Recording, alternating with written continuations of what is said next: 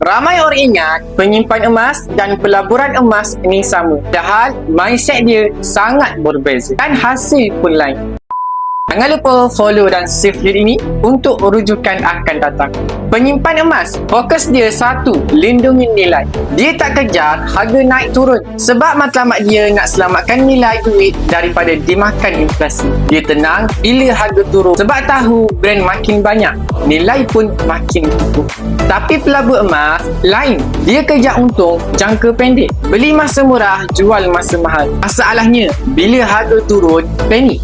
Bila naik sedikit, terus nak jual. Akhirnya, emas tak sempat jadi pelindung sebab fokus dia pada untung cepat dan nilai jangka panjang.